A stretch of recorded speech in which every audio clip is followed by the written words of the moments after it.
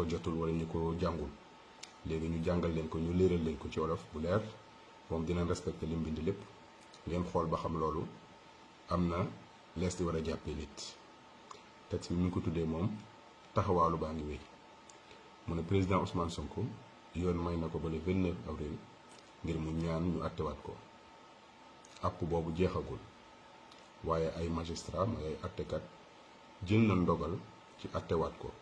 laata sax àpp boobu yoon may ko di mat ci gàttal ñoom bañal nañ ko loolu yoon may ko te nangul ko ñim joteel muy Mame Mbaye Niang ak procureur mi nga xam ni sax yoonam nekkul ci mbir mi procès bii lenn rekk ko tax a jóg te mooy xañ président Ousmane Sonko mu mën a falu loolu képp la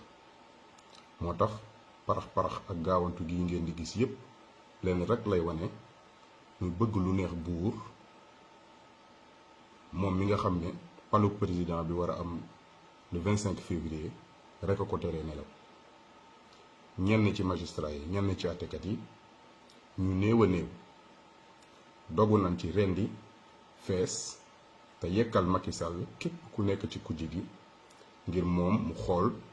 ci coobareem nan la leen di jëfandikoo doxalin wii nga xam te ne baaxul ci démocratie te bokkul ci li indi jàmm ci réew mi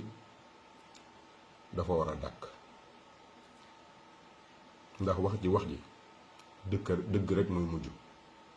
ak doole askan wi ci kaw mu bañ ñu wéy di ko noot ay ati at lii la Bassirou Diomaye Faye bind léegi ku ci ne ci xelu boppam na xool